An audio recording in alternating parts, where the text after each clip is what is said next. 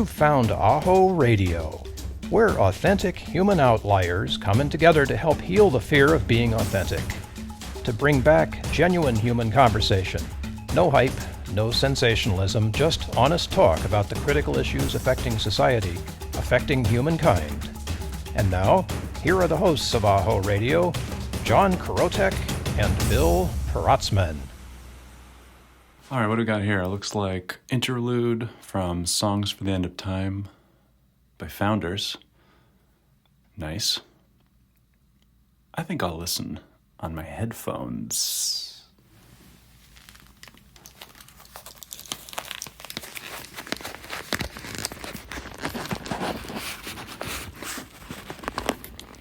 And play.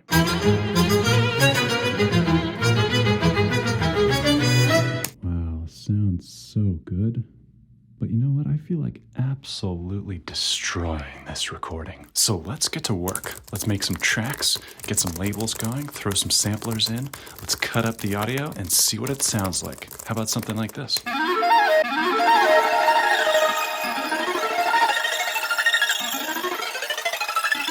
And I'm inside Nintendo all of a sudden, so let's try something different, something slightly more acoustic. We'll get rid of that, add this new sample in, and let's hear what this clarinet sounds like.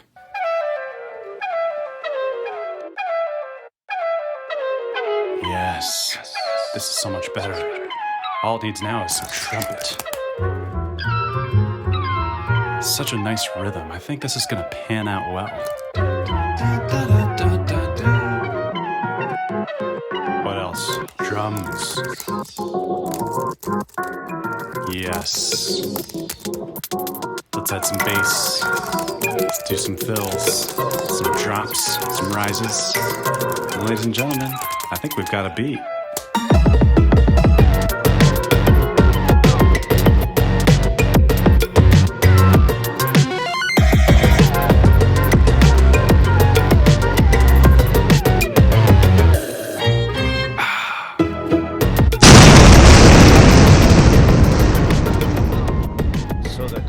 Process. What a creative album, first of all. I can imagine the creative process behind this is just being all over there. Does it feel like you're just trying to catch things before they disappear? Totally. And the album is actually just a collection of random floating musical thoughts and, things that came to me during the pandemic when I wasn't sure that this was going to be an album. I didn't know this was going to be an album. Probably when I made 2/3 of the things on the album, maybe even more, maybe the whole album. I think the only one that I worked on where I was like, I'm going to make an album was Contact. I think that was the only one. That was the most recent one I've made. So pretty much, it's a whole variety of things for me, including a chance to practice mixing, a chance to practice recording, and obviously trying to find interesting sound combinations with just viola. This album leans more heavily on pop music, so there's a fair amount of synthesized and sampled instruments. And I was lucky enough to be able to record some of my friends and have them guest on some of the tracks. So it's kind of a wild ride. I've heard now from several PR people that this is not a classifiable album. You can't put it into one genre, which from a listener perspective, I think is good. I think people like that. Yeah. But from a PR perspective, it's terrible. It's not good. But there is a overall unified theme, right? Yeah. I mean, for me, it was, the theme came to me in retrospect, where truly all of these songs were experiments. They were me kind of feeling out into the dark, looking for something to grab onto. And I think a lot of them feel like, as I kind of remember what it felt like to work on these things, they all feel to me like escapes from reality. And whether that's a good thing for you or not, for me at the time, it was a good thing. It kept me focused. It kept me from getting too depressed when everything was horrible. And yeah, because this is a pandemic project, right? Yeah, pandemic project. And it wasn't just the pandemic. There was a lot of other things going on at that time too. Yes. Well, the interesting thing is there's a couple tracks on this album that existed as live versions first. So these are the studio versions of the live versions, Whereas my first album, Letters to My Future Self, was the complete opposite. It was a bunch of studio creations that I then turned into live things. So these two live things didn't exist on the first album, and so I wanted to put them on the second album. A Dream Within a Dream, for example, it came about by way of thinking about loops. And my first show was a bunch of loops, auto looping, which means I can tell the program when to record and for how long and on what track and how long to play back and when. And so I have a lot of control, and I can build this pretty intricate, layering of sounds that are all recorded live in the moment, sampled live. And so this piece, A Dream Within a Dream, is a collection essentially of harmonics, false harmonics played on the viola, long tones, very static, that all repeat at different lengths. And so you never get a repeating harmony. And at times it's very dissonant, and it makes you feel a little crazy. It makes you feel like you're in a very unfamiliar place. And for some people that can be jarring, it can be funny, it can be stressful. And to me, it really took on this feeling of dreaming, because dreaming often for me just feels weird. Like it doesn't make sense. There's no rhyme or reason for things. They just happen and you accept them or not. And so there's a backing track that goes along with this in the studio version that includes a lot of very close mic'd, very textural viola tapping and textures and some bells, and it's pretty far out. Yeah, it is. And when I saw this for the first time, I'm using that, I'm saying that I saw it first, which is kind of weird because I saw and heard it first. Yeah. But the first time that I saw it was, I don't remember if I was able to be there live or I was watching the recording of the first performance. Mm-hmm. And so I was taken into this video and on this journey that was equally as crazy, as the music that I was hearing. And I wanted to know which came first. What did the video come and inspire the music come and the video? How did that all flow together? This was the only auto looper piece that I created as I was creating it. Meaning I wasn't trying to adapt an established piece into an auto looper format. Yeah. Where it's like, how can I get this sound on the score into this place here in the program? And so the piece actually came together extremely quickly. I love it when pieces come together quickly because it just feels like it's just easy. You're not fighting yourself. And I didn't have time to think about, is this good or not? It just happened, and then it felt done. And even the first few iterations, I remember in the live show, I was reading A Dream Within a Dream by Edgar Allan Poe at the end. There's this section where the loops are going on their own and I don't have to do anything. So I was reading that poem and I dropped that in favor of some extra sounds. And I found that video that you're talking about, which was created originally by Johan Nordberg. He's a video artist. And I got in touch with him and he said, sure, use it. It's fine. Just give me credit. And basically what it is a Google Deep Dream, which I have played around with a little bit, but essentially there's a program, very complex algorithm that Google invented where it sort of compares patterns in its ridiculously large database of images and finds those in an image that you put into the program. And it's sort of a recursive process where it'll heighten those patterns within the image. So if you're then re-uploading the next image, it's already got a bit of pattern built in. And so it even further pulls it out. And eventually you just get into this ever-changing, slowly morphing, really trippy landscape where you feel like you know exactly what you're looking at. And at the same time, nothing looks like anything. If you really stop and pause a frame, you're like, I don't know what this is anymore.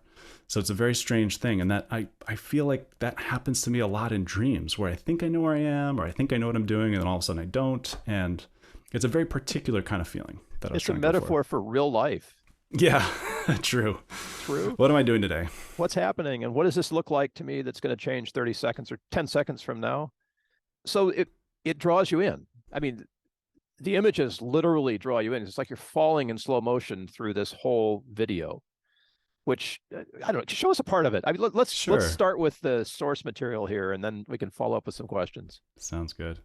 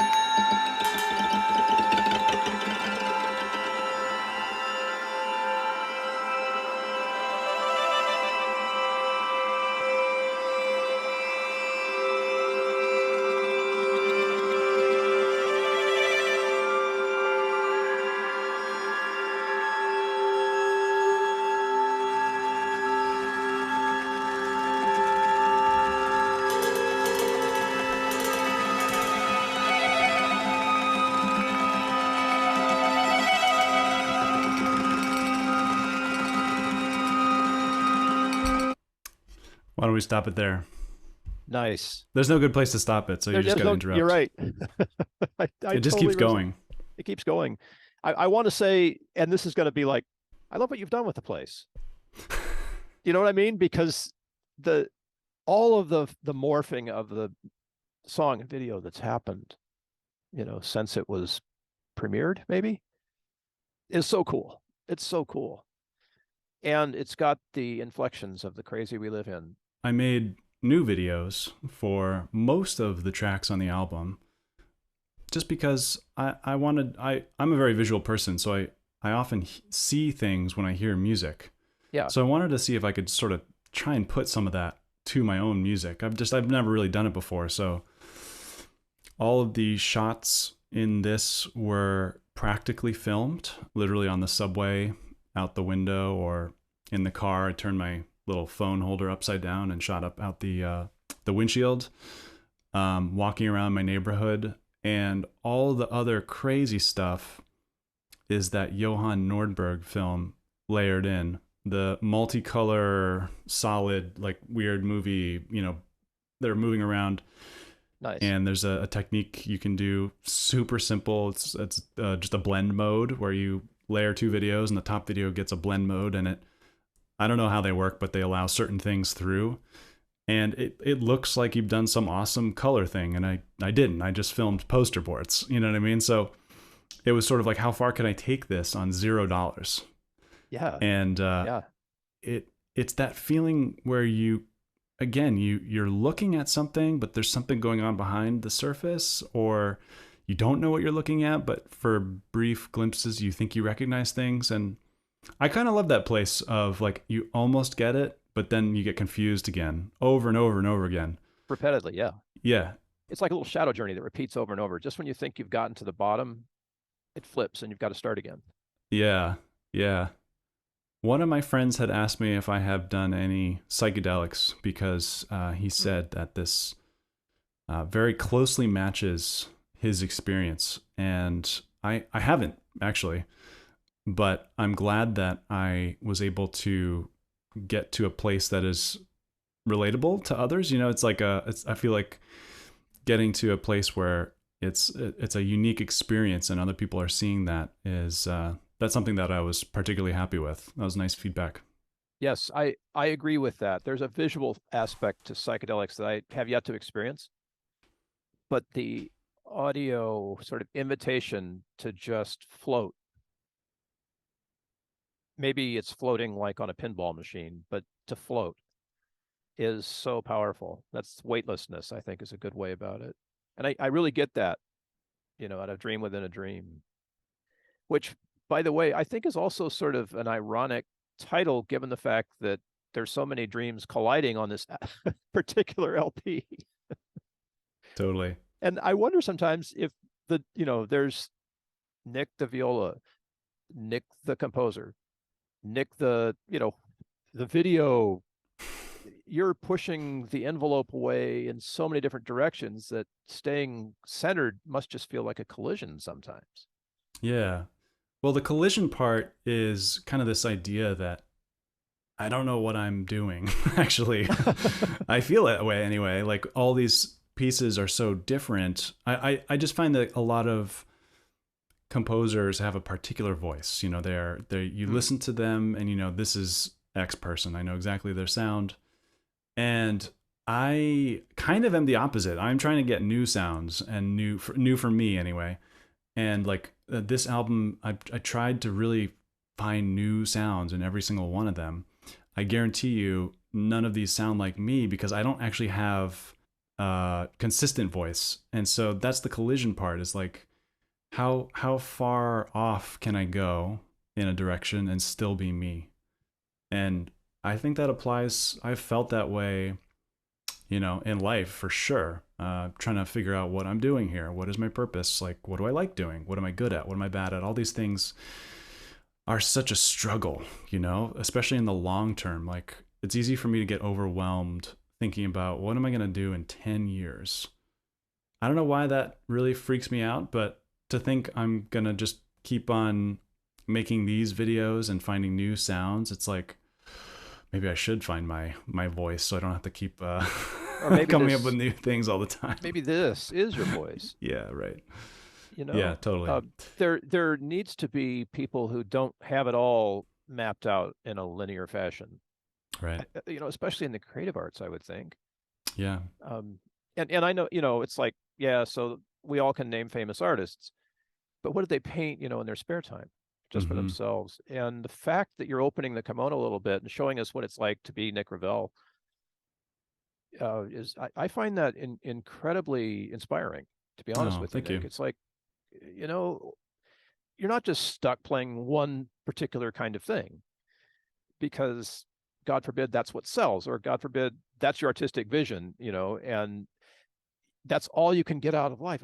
It would seem to me there's so much more beyond that. Maybe I'm just wishful thinking here, because I know there are artists who are so satisfied with their single voice, you know, and musicians and composers who have a identifiable. But I say all of that as a long way of saying that there are some really Nick Revel originals on this that are clearly your voice, or whatever is closest to that. And there are Nick Revel originals on this that are also clearly your voice. Yeah. Because does anyone here listening right now know that Nick has this comedic talent? And that painting a visual with music and the spoken word is possible, right? It's like having that voice as well is it just makes it all more real in some way, at least for me. I don't know if you're listening. Thanks, Bill. Take a listen. And I mean, I hope the listeners, if people listen to the album, you know, they have a similar experience where they find a little bit of themselves in all the tracks, or in some of the tracks, and then there's that. You know, can relate to the different dreams that I've collected for this album. I can totally do Dream of the Dream as a psychedelic journey, but there's others too, like Submerge. I'm fascinated by music that does what Submerge does right now. I don't want to give it away. Like, if you're listening, you've got to listen to the song, right? Here's me trying to, but that kind of music that just lets you float. Yeah. I also, by the way, have respect for the structure of the way that the album's lined up, because it does take us on a ride and gives us float points where we can breathe a little bit, right? Come back to it. So the design is obvious. If you're listening to this album, make sure you listen with headphones, because the stereo separation that you're doing, dude, is amazing. Oh, thank you very much. Thank you. Yeah. It's like, it's better than old stereo. It's almost quadraphonic in a way. Well, I did get into, I mean, this is super nerdy here. I won't spend too much time, but I was at points during this album using a homemade Jecklin disc. A Jecklin disc is a thing that's supposed to mimic the physical structure of your head, and you put omnidirectional microphones where your ears are supposed to go. So it creates a sort of natural sounding stereo image, but it really only works when you're listening in headphones. Because as soon as you add the room element and with speakers, you're now introducing a lot of distance that kind of breaks the image, the illusion. So like all that ASMR stuff that people are going crazy for, it really only works with headphones because it's a replica of the shape. And so I made a homemade Jecklin disc, and a lot of these textures I did record standing around a sort of an array that mimics the ears and the head. And that's not to say that you can't listen to this on speakers or on your iPhone, God forbid, but it is a little bit more immersive on headphones. I think I've preferred headphones. I've got to geek out on this for a little bit because I'm fascinated. So assume the position, like show us how you would begin to play the viola if you were just holding it. Sure. I want people to actually see what that looks like. So here's the viola. The thing that's really interesting to me is you can see how Nick's left ear is closer to the instrument than his right ear. And that tiny little phase shift, I suspect, is part of what it means to play the viola well. So being able to record that and capture it on the recording was really weird for me, because I heard the higher frequencies of the left side of the strings versus the low ones at a slightly different distance. Right. So I've been really experimenting a lot, especially on this album, with mic placement. And so the Jecklin disc is sort of an added thing. The mic placement is nothing, but basically the standard sort of classical recording instrumental technique is to be at least 18 inches away for spot mics, and then a room mic captures some room ambience, feet 5 to 9 feet away, let's say, for solo or chamber music. And I got right up in there with the mics. It can capture really strange frequencies that aren't that pleasant, but it can also give you just a super duper rich texture. Oh yeah. And so when you're recording with a stereo pair of microphones, they pick up here. The closer you are, the closer the sound source is to those microphones, the bigger the instrument will appear in the stereo array. Yeah. You know, it's like lenses. Like if you're doing a macro shot, the lens is like hyper. I don't actually know what it is, but it makes it so that you can see really close one spot. But if you've got a wide angle lens, you can see all around you. So it's like the equivalent of a wide angle lens for your ears. And what that does is one side literally picks up one side of the instrument, whereas the other side picks up the other. And so you get these interesting phase relations that I think are pleasant. Some people probably don't like them, but I wasn't aware that this was even happening. I don't know, until maybe 4 or 5 years ago. I had no way that I was hearing to know what I was hearing. right. But now that I've paid attention to it, it jumped out at me, and it was like, so I mean, just think about this for a second. If you're listening, so there's the notes to play, right? And how to play them. Two basic choices that all the musicians have to make. But when you're Nick Revel, you have to make other choices too, right? Because are you going to loop this? Are you going to modify this? What are you going to do in post-production with this? And how are you going to record the original sound source? And where will the mics be placed? How close will I be standing to them? And what, you know, and then do I run it through the whole Jekyll disc thing? You know, it's like the number of decisions that have to be made to produce a piece of music is astronomical to me as I'm sitting here, you know, just listening to notes going, oh my gosh. And this one is closer to me than that one. Yeah, right. Who thinks of that stuff? And it works, which is, I don't know, what makes this CD so fascinating. CD, are we still calling them CDs? There's going to be a physical CD. Yeah, have CDs coming for sure. They're real live CDs that you can get or prepay if you've done. I've signed up. Oh, great. This is one of those things I want to, you know, like have. Yeah. Own this. Talk to us about another piece here. Sure. You want to pick up on Fear, which makes my skin crawl. Yeah. So the Fear it's track 8, and it was originally commissioned by Carnegie Hall Play USA. My quartet, Public Quartet, was in a really lengthy year-long partnership with them. We were the keynote speakers for their yearly conference that they do in New York City at Carnegie Hall. Basically, Play USA is an organization that connects educators, music educators from all over the country, and strives to create new, better, more direct curriculum to, you know, better serve their students, their communities. Yeah, sure. And so we were commissioned as a group to write a piece for all of the partners to bring back to their institutions. And the piece had to have 2 components. It had to be sort of available for different arrangements and sets of musicians so that any kind of group could just basically pick it up. And it had to be a type of piece that was, you know, a beginner ensemble could play it, and a more advanced ensemble could play it with interest. They could find interest in it. So the way we decided to do that was, first of all, we're going to each write a piece. So we each wrote a piece, and I wrote the Fear, and we each used improvisation, because improvisation, you can then all of a sudden, the player is freed up to choose how they want to play things. And so at the time, I was really into, I still am, but especially at the time, I was really into all the different types of sounds and recording techniques that horror film score composers were using. And I just found that string playing in particular is very different in those scenarios than pretty much anywhere else. I can't really find that sound anywhere else. It's very clear, distinct sound. I knew how to do it. I knew how to write it. And so I leaned on that. And the piece kind of, I guess, attempts to mimic or portray how a young student, let's say in middle school, might feel when asked to play a solo or improvise with their young colleagues.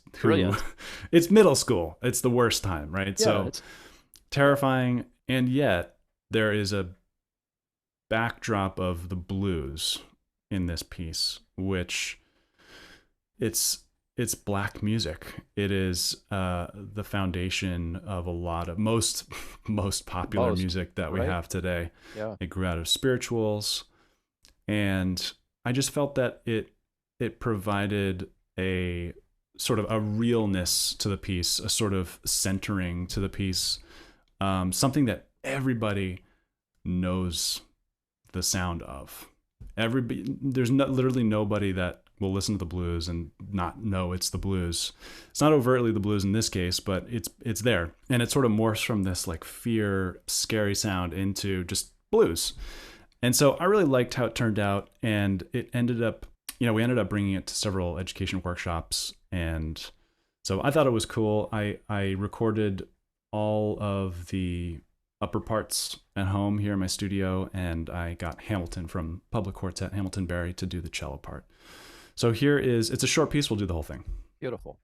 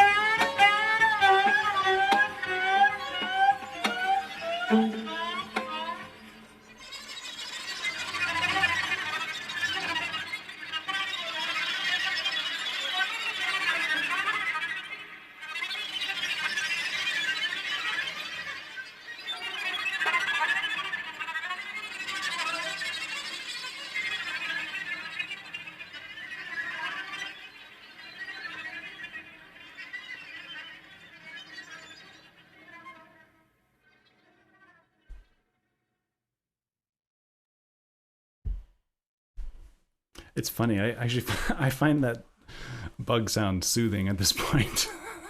I don't know what's wrong with me. All that trim, all that.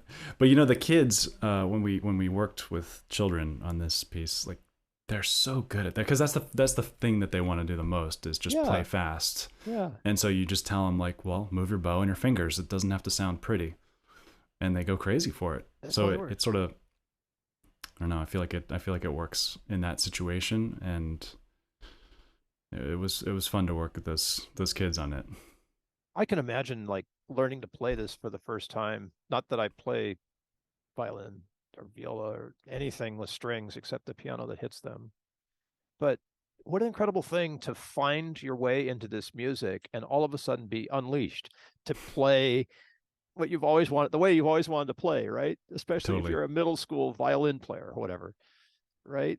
Yeah. You've been playing the cello for 4 years. Now finally you get to do something that's amazing with it, right? And play the blues. Whoa. Yeah. Right. And the teacher is saying like, yeah, it's not supposed to sound pretty. You can play the wrong notes. In fact, there's no notes. Just play messed up sounds, and you're good. So when you hear this, like if you're listening to this right now, I clearly get fear out of it. Mm-hmm. But it's kind of an okay thing, right? It's like the Halloween haunted house that you go through and you get the Jesus scared out of you, but you come out the other side and everybody's had a great time and you're all laughing about it. And I just feel that journey. Yeah. Through this. Well, there's sort of a fierceness too. It's not just paralyzing. I find that the fear in general is just unavoidable. You can't, and the harder you push it down, the worse it gets. And so, especially in a educational situation with improv and young students, you're trying to cultivate individuality and leadership and confidence. And for some kids, it's easy. And some kids, it's really hard. But in all of our work as a group public quartet, working with educational institutions, we always feel that when the kids finally break out of their shell, that they are so much more confident in their playing with the written music. So just a little taste of even something as structured as like the instruction in The Fear at the beginning was play random notes really fast over here. So it's a clear instruction. There's not a lot of room to mess it up. But every person is going to sound different. And so when you put them all together, the students feel like, okay, it's okay to sound different. It's okay to be different. And my friends are doing their thing too. They're all sounding different and being different.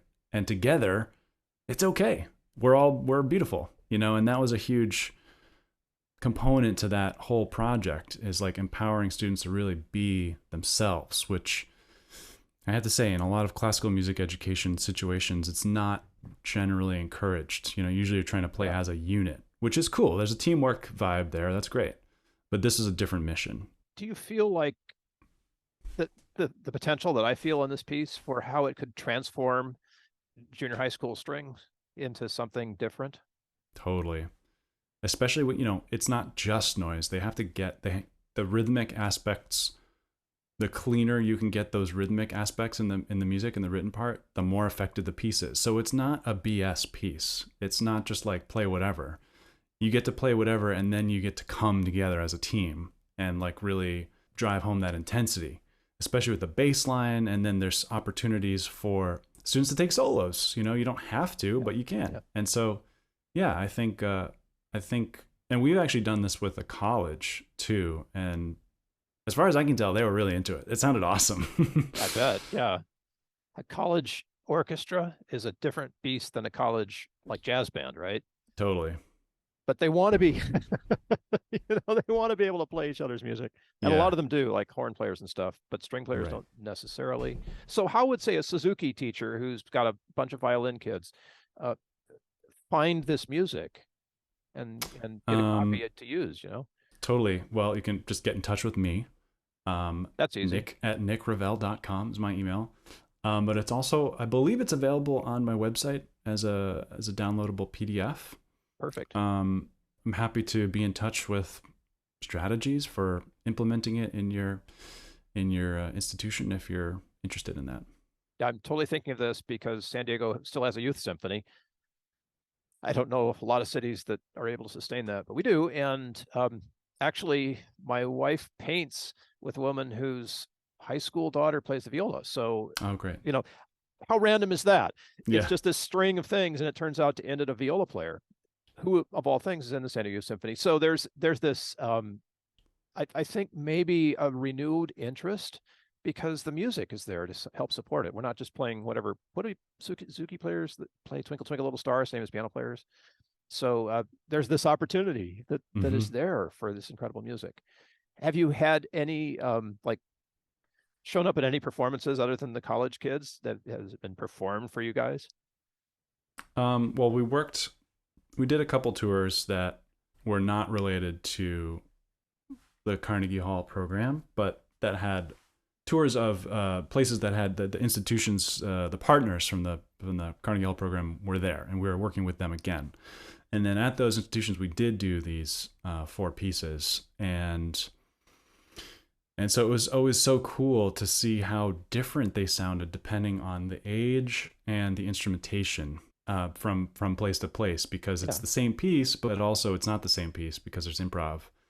And also each of the other members, Curtis, Janina, and Hamilton's pieces were also played, and again, different vibe from within each from each other, and then different vibe from place to place. So it was pretty cool to see it in action. What kind of odd instrumentation did you have, if any?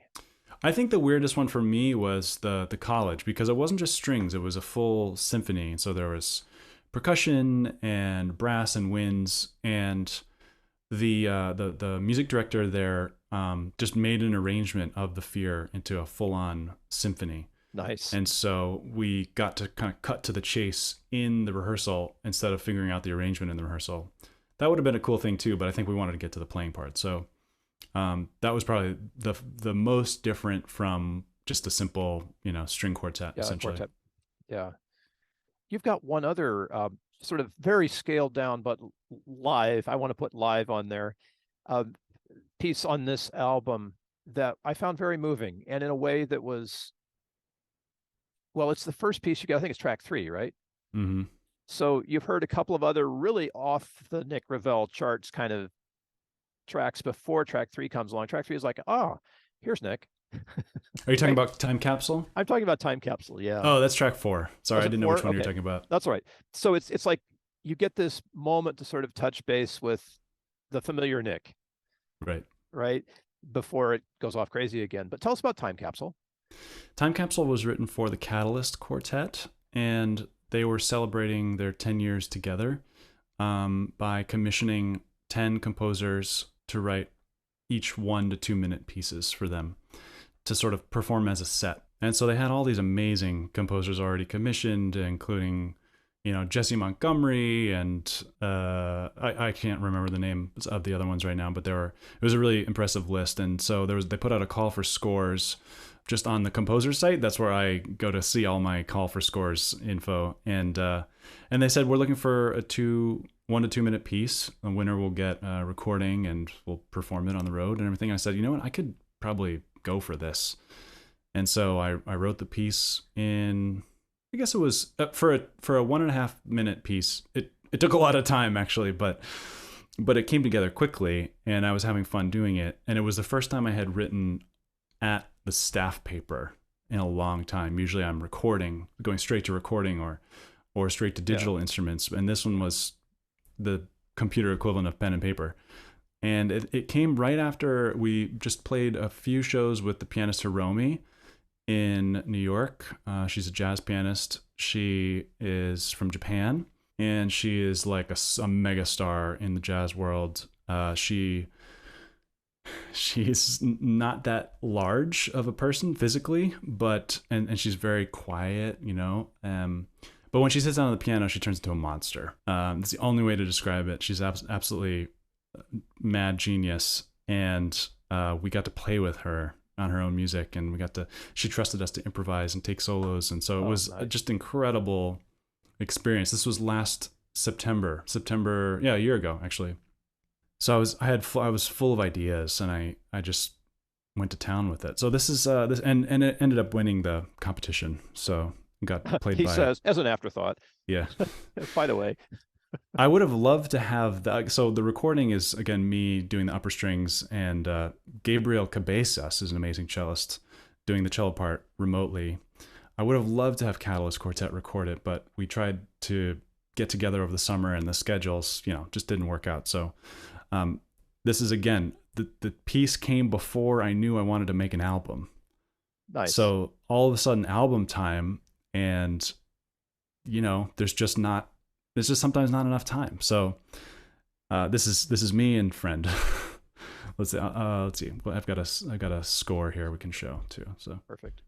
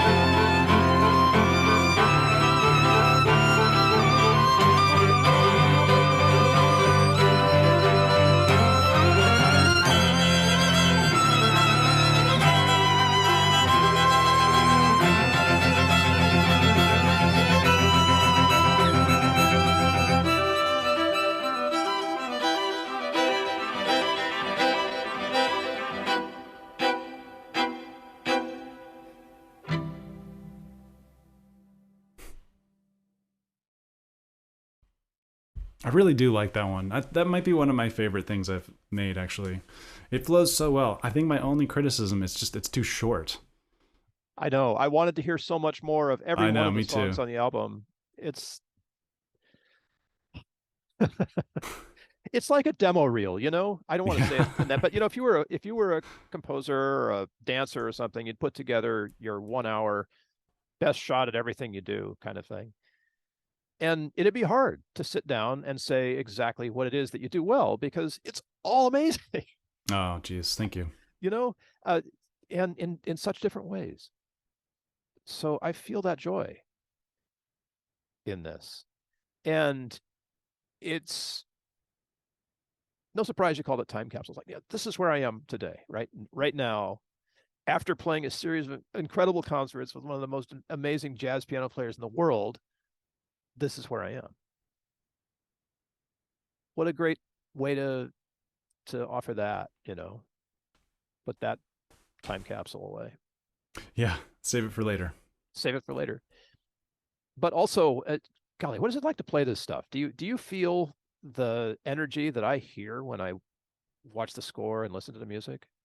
Is that just like... Yeah, I mean, I'm actually getting ready for live shows now, and I'm transforming these into live performable versions. They're not all of them auto loopers like the old one were. Some of them have backing tracks and stuff like that. But yeah, I feel the energy. I mean, it's hard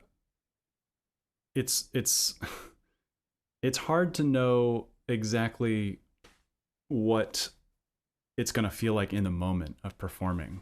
And so therefore it can sometimes feel different than these recordings, which I am now so used to because I mix them too. And so the energy is still settling. I'm still finding it for the live version. But as far as like recording them, yes, especially when there's something technical that is not that hard. I can just do it in a couple takes. I'm very connected with the music. Time Capsule was very difficult to record because it's so precise with the time. Oh, yeah. Constant meter changes. And it was hard. It was one of the harder things I've recorded. And I also didn't really learn the parts well enough to do it, but I had a deadline to make, so I just had to make it happen. So there are some edits. Well, hopefully you can't hear them, but some of the more important, like when it really comes together at the crucial moments, I feel that the energy was more or less captured the way I wanted to in the performance. Yeah. Gabriel did incredible. He blasted through that thing, and so basically I sent him the 2 violin and viola stem, and he just fitted it on top, or I guess on bottom, but underneath. It should have been the other way around, but that's what it was. So that's what it was. It just rides. It's got such a beautiful rhythmic flow to it. I don't want to say, I mean, here we are trying to find words, right? Yeah. But that sort of gallop Mm-hmm. that's there, which is completely seamless depending on what time signature in, it still works. Right. Is such a fundamental thing. And I hear that also, by the way, in some of the original more more poppy stuff that's in the album too. Yeah. And I love that rhythmic element. If there's anything that unifies, it's probably your sense of rhythm that sort of guides it all along. Is there anything about this that you didn't do? I did not do the mastering. The mastering was done by Brian Rendazzo. Okay. But I sent him mix somewhere between 7 and 10 on each of these. So, yeah, like I said, it was a learning process, and I'm happy that I did learn a lot about mixing. For a few months there, every time I went to the car, I would put on a new mix, a new version, and just be pretty horribly disappointed. The car is the ultimate testing ground for mixes because there's so much competing noise, and sometimes like, okay, the bass is blowing out my speakers, or I can't hear it at all. It's muddy, it's too sharp and shrill, and so the mastering engineer can tame some of that, but I think the ideal mastering engineer just enhances the natural qualities of the tracks as opposed to correcting things. So I tried to do a lot of that on my own, and I did learn a lot. So I'm happy about that. Well, it sounds, as excellent as the technical and musical aspects of it are. And we already talked about some of that. The mic placement is very clear and a beautiful additional thing for this album. Plus, your sense of humor is spot on. There's a couple, especially in the videos. I think by the time this airs, all the videos will have been released. So there's a playlist. There's a bunch in there. I highly recommend. They're really fun, especially the first couple. They're super silly. I don't know what came over me making these, but I had so much fun making those videos and the tracks as well. So we'll have video for like Contact, which I want to see. The Founders remix. We'll have video. Oh, nice. Yeah. There's a video there. I love it. Can't wait. Also Launchpad. Launchpad was the first video. It's, in a way, it's the best, but also it's the cheesiest. It's the silliest. I didn't shy away. No punches pulled. I don't mind cheese. No. You can get away with that, right? If it's intentional, it's like a good dad joke, It's a good dad joke. Yeah, or a good mom joke. Equal time here. Hey, there you go. And you know what? I've interviewed you on Father and Daughter before, but I had no idea that it won the kind of awards that it has. Yeah, it got this cool Red Jasper shortlist pick, Nice. which was, I was really happy about that. And actually, I did email Michael Dudok DeWitt, who was the creator of the film, I don't know, a month or two after I had actually made the whole thing first time around, which is now 2 years ago. And he said he liked it. So Nice. Who knows if that was lip service or not, but I have the email. Yeah, well, it thought enough of it to say something. Yeah. Right, and it was good. Right. Yeah, there's a story quality to a lot of your work, which is really phenomenal for me. I have not had such a visual response to a lot of music. Mm. And, one or two songs, maybe, if you think back, oh yeah, I got that one visually. But you said you're a visual person, and that's speaking to me. Mm. So with or without the video, so now I'm going to have this image in my mind, right, in my head, that you haven't yet set.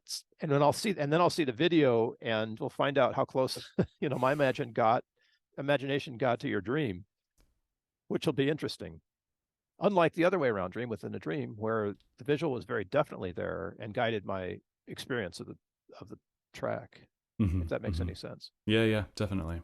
Well, I think there's a number of ways to experience these tracks or videos.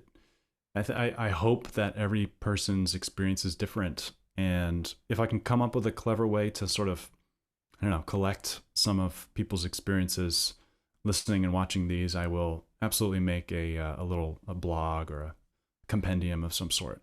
Maybe get some of those first reaction videos where That people would shoot be great. themselves on YouTube, listening and watching. That'd be good.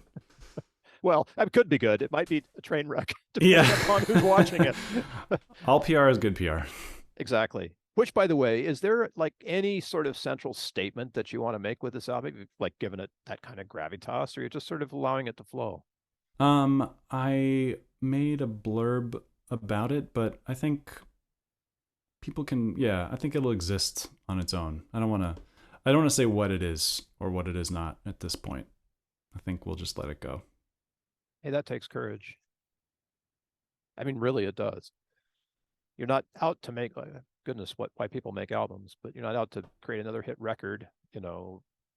It's not like writing in obscurity between the quartet, yourself, and everything that's going on.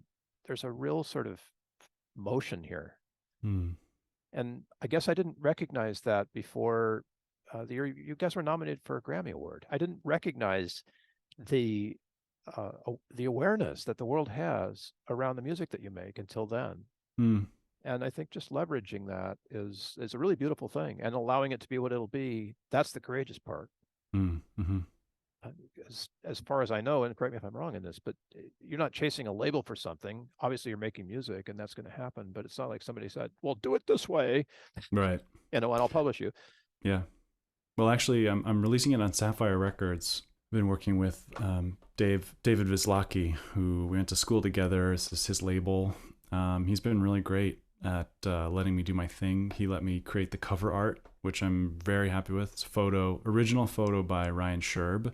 And I just went to town manipulating it and saturating the bejesus out of it. And it's a sort of spacey, dreamy kind of vibe. I've had complete creative control, and it's been great to work with Sapphire. So I'm excited about that. Yeah, that we need more of this. There are people in the classical world who are basically saying, well, what the hell? What do we do now? And then others who are forging ahead. And then there's the whole influence of, the attorneys buying up catalogs and re-releasing stuff and remaking anything that was anything at all ever like a hit. It just must be so nice to be free of that, Nick. It is nice to be free of it. It would be really nice if it got some traction and actually people actually listen to it, because it's really hard to, if you don't have that industrial leverage behind a project, unless you're already famous, it's hard to put your foot in. But I hope that whoever ends up listening to it, whether the album does well or not, enjoys it or finds something in it for themselves. Well, I think you've got such a powerful intention for that. It's hard to imagine that it wouldn't. Thanks, Bill. What other amazing facts do we need to know about the album, or intriguing things that happened along its creative path? Well, I've discovered actually in doing some video game covers, there are 3 video game covers on this album, that the video game music world is kind of exploding. There's a huge interest in it. Really talented musicians and composers and arrangers are just having a field day with their favorite nostalgic songs, and in a sense elevating this music, the kernels of which were originally really good. A lot of these composers were Japanese composers. They have a background in jazz and influenced by, just a whole range of really amazing music. And so it's cool to sort of be on the fringe of that world. I can at least see into that world a little bit and understand the pull of it, because some of these songs, like the Chrono Trigger songs, Secret of the Forest, what's it called? I'm totally spacing on the name now. Corridors of Time. Thank you, Corridors of Time. Those songs, like, I played arguably too many video games when I was little, middle school, elementary school, and those songs stuck with me. They made the game amazing. They made the game visual and beautiful, and they made it a story and an environment, you know, and especially for, I think, a young person going through life, like that's an important thing to have. Yeah, I loved making those covers, and I hope to, you know, see what's possible with the video game world. I made a few friends since making these, and I'm excited to keep going in that direction as well. I can completely hear your music, you know, in as a soundtrack behind the right kind of video game, as well as behind all kinds of other stuff. But it also stands alone. And so I grew up. We didn't have video games when I grew up. I think the first game we had was, what's the dialogue based game that you'd say you're standing at the top of a hill beside a house, you know, there's a stream, whatever, and you'd say left, right, you know. Oh, is that I think it was the original adventure game. Oregon Trail? No, but Oregon, that was 10 years later. Okay. Because I remember my kid playing NES, and we had that Super Mario Brothers and Ninja Gaiden, and he could play all those songs on his sax, but that was so, you know, 8-bit music. Yeah. And now we have, like, well, Oregon Trail. I mean, the theme songs are sort of part of our culture scape now. So an album of, you know, video game music rearranged, I can see that, you know, happening out there. It might be totally boring though. No, it's actually a shout out to Disco Cactus. It's the band I played with in, I guess it was June or July. The Mania Mode was their album. 100% video game covers, and Beautiful. They're excellent arrangements. They are so intricate.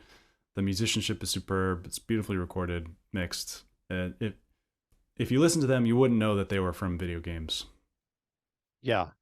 You know what I mean? I do. And that's how I heard. I mean, because I don't know Chrono Trigger. I'd have to find it, and I'd probably be sucked in. You wouldn't see me for 6 months. But, you know, the music is superb. What other dreams do you have for this album? Or not even for this album, but for the many directions that have begun to spin within it? Yeah. Well, I think the point of this album was to, like, one of the central things was to learn how to mix audio, because working with microphones and then digital instruments, you know, it's very expensive to hire musicians, which is a good thing. You should hire musicians. It's also very expensive to get into a studio and hire a professional mixing engineer and mastering engineer. So basically, my long-term goal is to be able to have a more direct connection with my audience, make it a more economical endeavor for me, so that it doesn't have to turn into, you know, a big money plunge. And I think I got closer with this album. There's always costs associated, like with PR and the label, although, you know, some labels are more expensive than others. Having learned more about mixing, I feel that I might be able to get faster at making music, and not just the creative part. I think the creative part, and when I say creative part, I mean the composing part, essentially. Yeah, the actual musician stuff. I'm happy for that part to take as long as it wants, but I really want to get faster at the output part.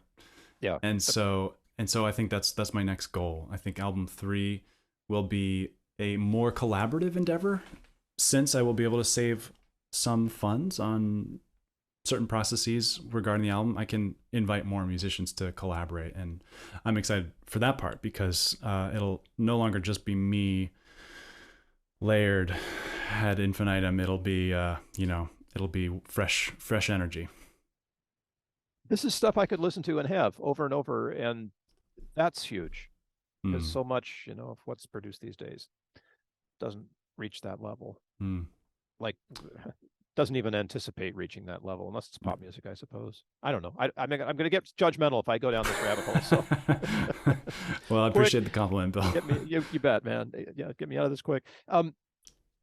Do you see yourself as an educator, going beyond the instrument and starting to educate musicians in the sort of production fundamentals that are there? I know you've spent time with me on that kind of thing, and, you know, I'm just trying to figure out how to do this for the first time. But people at a level that is similar to your own, do you see a opportunity there for certainly for collaboration, but for people to come along and say, okay, here's a middle school quartet that is also interested in making videos, Right. or wants to record, how to do that.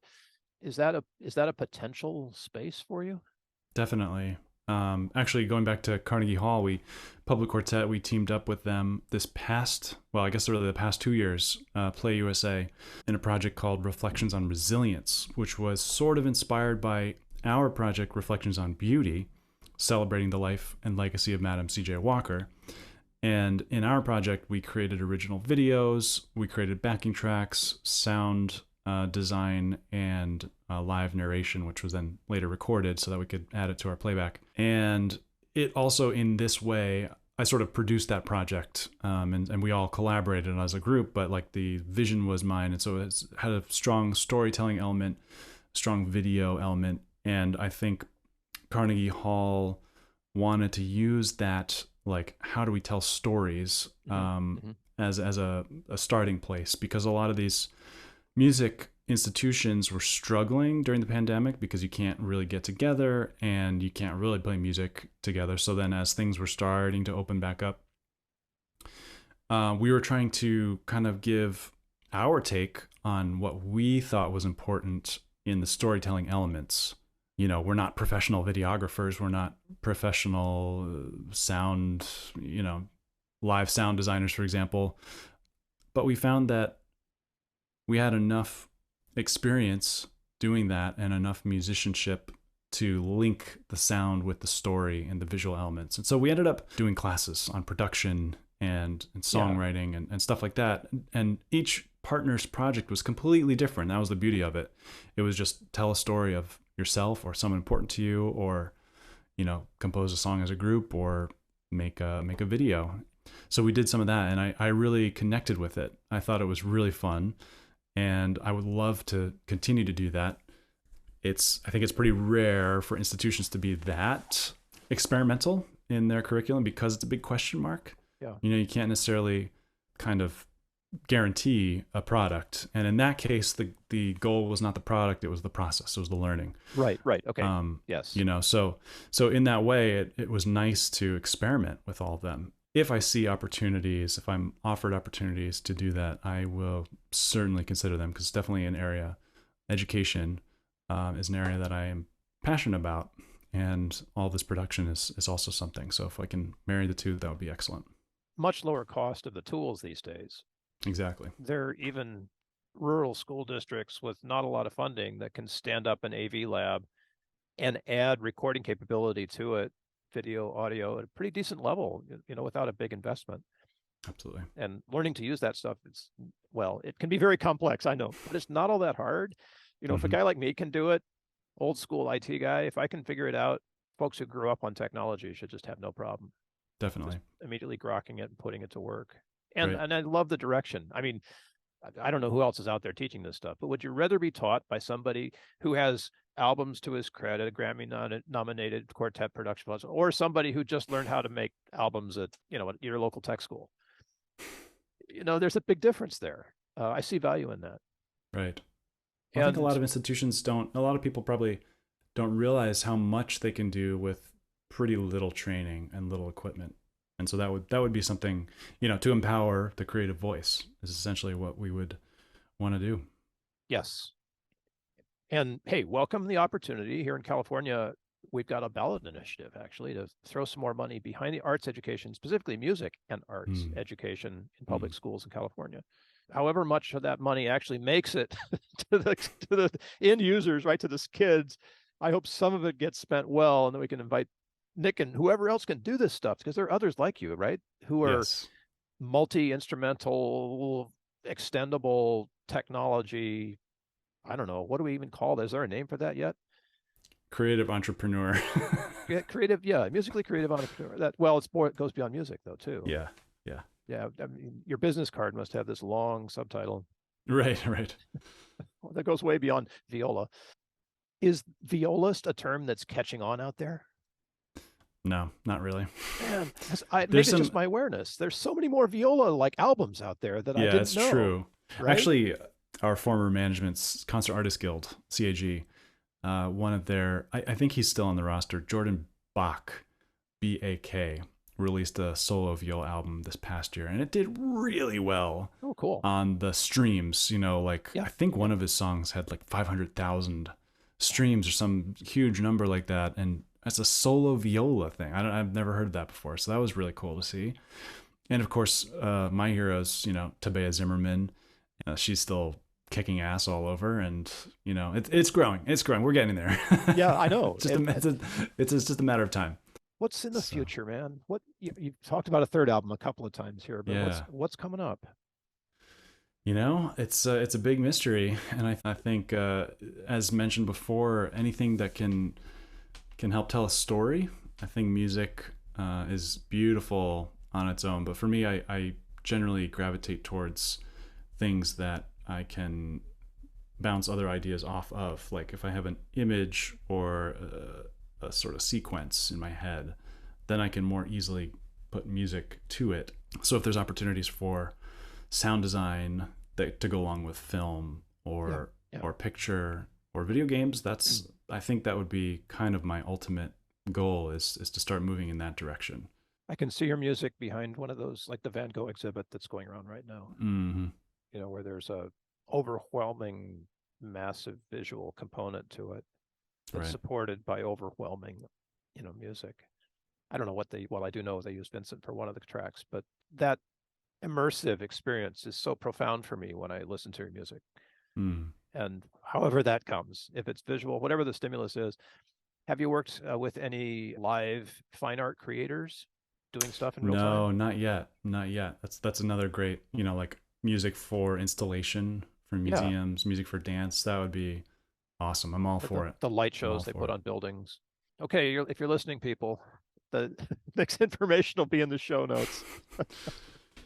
Should we play one more short, scary song? Should we end it on a scary note? Halloween's coming soon. So well, yes, any day now. This is some of these I made, while live streaming, like just for fun, to my Twitch channel, and this was one of those. This was actually the Halloween stream. I can't remember if it was 2 years ago or last year, but it's just called 666, and it is truly It's terrifying. It's terrifying. Do we need to apologize to Ella Fitzgerald before playing this? Or her ghost? Let's see.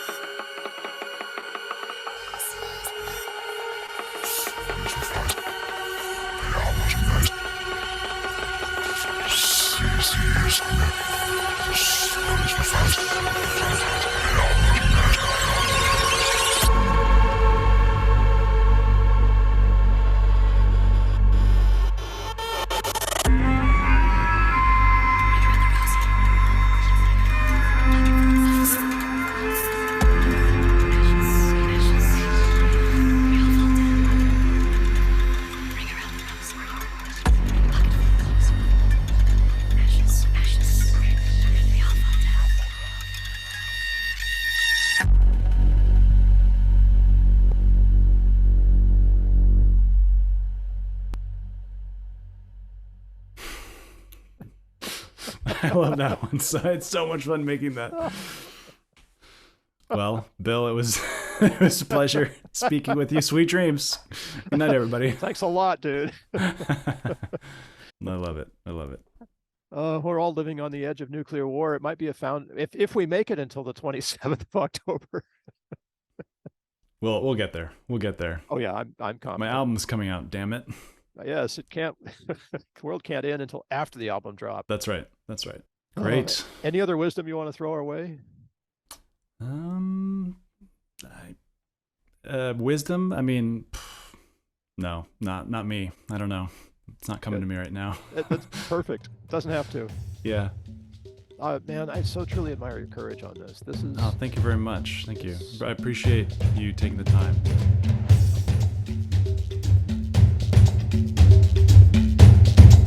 Thank you for joining us on this episode of AHO Radio. Information we mentioned is probably in the show notes, but if we missed anything, please let us know and we'll get it added for you. Subscribe to the AHO Radio channel on YouTube to stay connected, and, as always, we wish you health, success, and significance. AHO!